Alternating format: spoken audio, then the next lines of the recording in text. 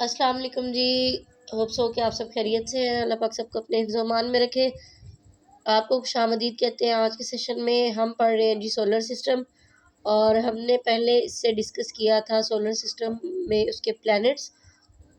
आज हम देखते हैं कि सोलर सिस्टम का कॉन्सेप्ट कहाँ से आया और किस तरह, और इसमें जो हमारा मेन टॉपिक है वो आगे सन, जिसको हमने डिस्कस करना है। आप हमारे चैनल पे नए हैं तो उसको सब्सक्राइब कीजिए, बेल आइकन को प्रेस कीजिए, ताकि हर हमारी आने वाली नई वीडियो जो है वो आप तक पहुंच सके। चलिए जी, देखते हैं solar system. Solar system concept is given by Copernicus. किसने ये कॉन्सेप्ट दिया था? कॉपरनिकस ने दिया था। ये कौन था जी? फादर ऑफ एस्ट्रोनॉमी भी इसको कहा जाता है, ये आप याद रखिएगा। फादर ऑफ एस्ट्रोनॉमी कौन है? कॉपरनिकस।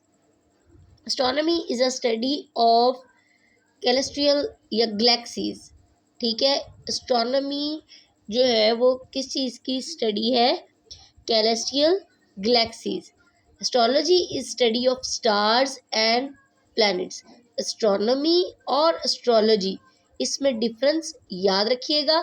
एस्ट्रोलॉजी स्टार्स या प्लैनेट्स के बारे में है, और एस्ट्रोनॉमी जो है ये कैलेस्ट्रियल या गैलेक्सीज के बारे में है।